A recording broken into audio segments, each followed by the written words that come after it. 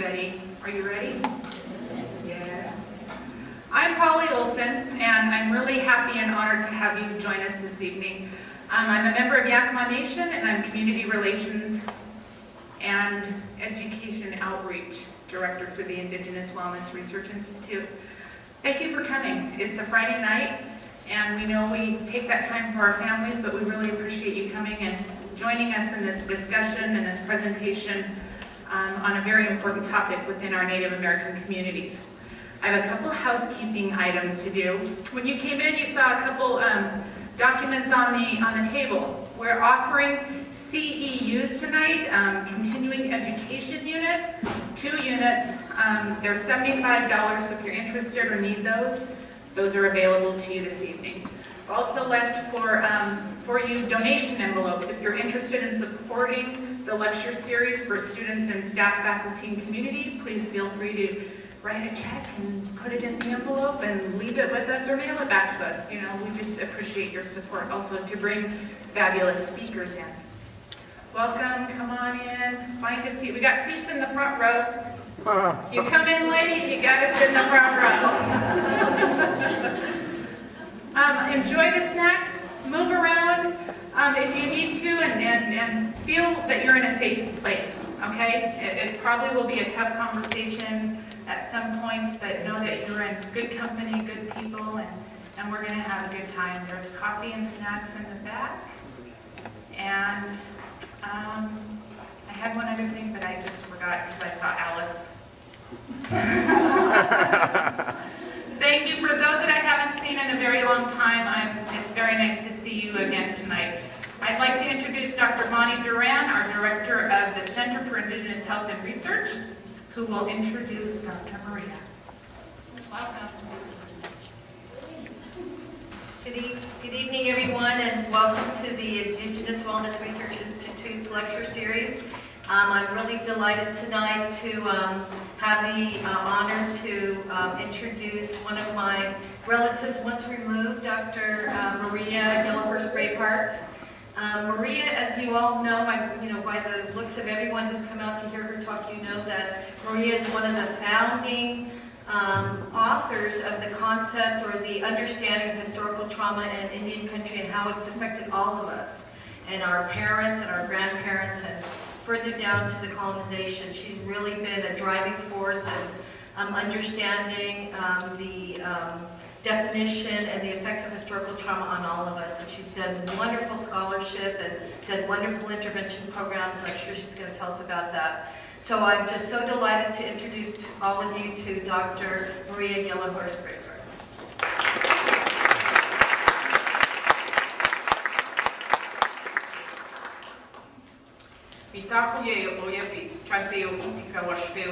I address you as my relatives, and it's really an honor to be here.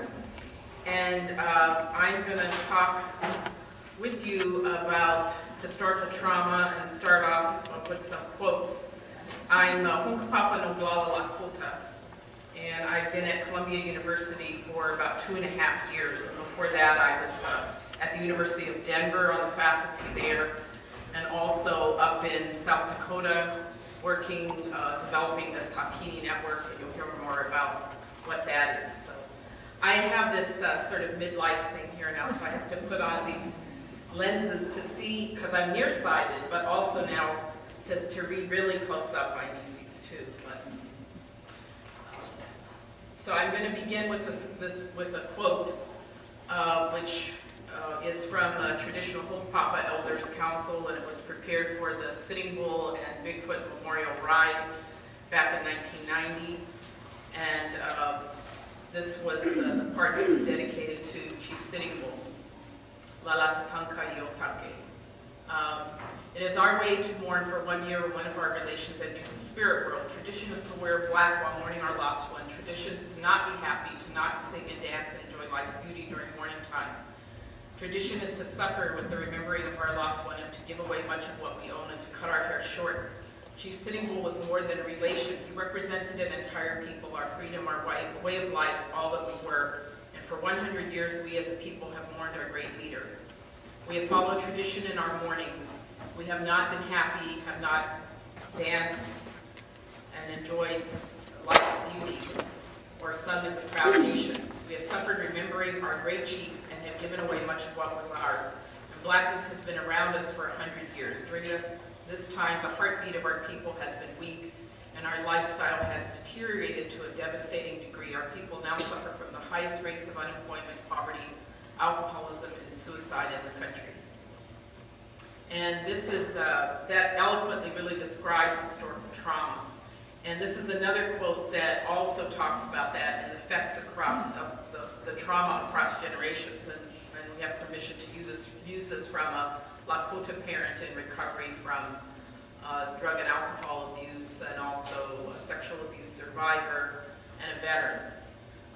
He says, I never bonded with any parental figures in my home. At 7 years old, I could be gone for days at a time and no one would look for me. I've never been to a boarding school. All of the abuse we've talked about happened in my home. If it had happened by strangers, it wouldn't have been so bad, the sexual abuse, the neglect. Then I could blame it all on another race. And then he added that his parents were boarding school survivors.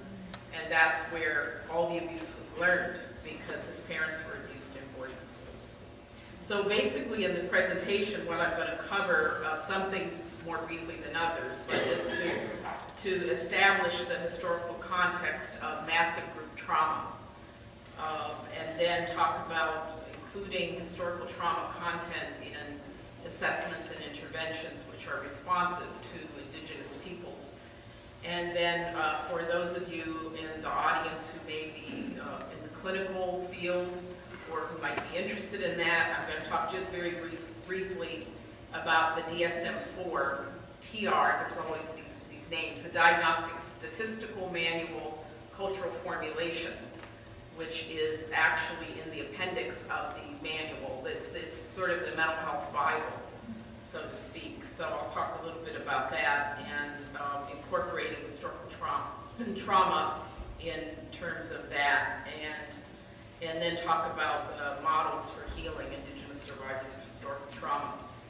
I share this, I'm going to go through this briefly, but this is sort of my own trajectory or my own development of the work.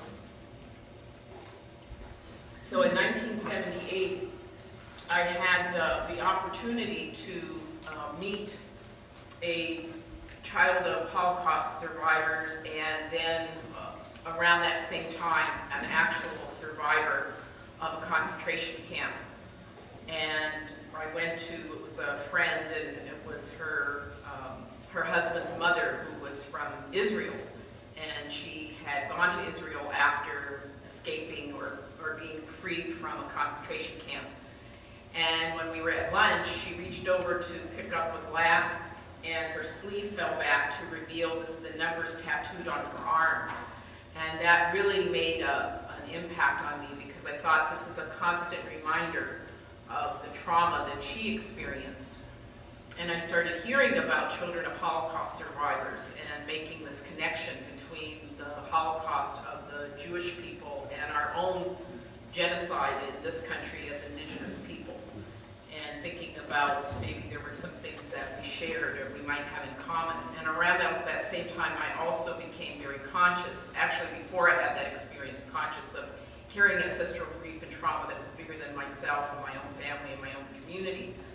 And I was looking at some historical photos and just got overwhelmed with the sense of grief and just that kind of deep, gut-wrenching sobbing. And it was almost like an experience of a light bulb, turning on in my head, or some kind of a spiritual transformation, I think. And so by 1985, 88, around there, started to develop the terminology of historical trauma, historical unresolved grief, and the historical trauma response, and then I'll define those in a little bit. And then by 1992, had the first historical trauma intervention, which we actually called a workshop, but it was an intervention, and it was kind of a training the trainers model. And you'll see a little bit of that at the end. I have a video clip that summarizes everything, and you'll get to see a little bit of those clips. And then we developed the Taki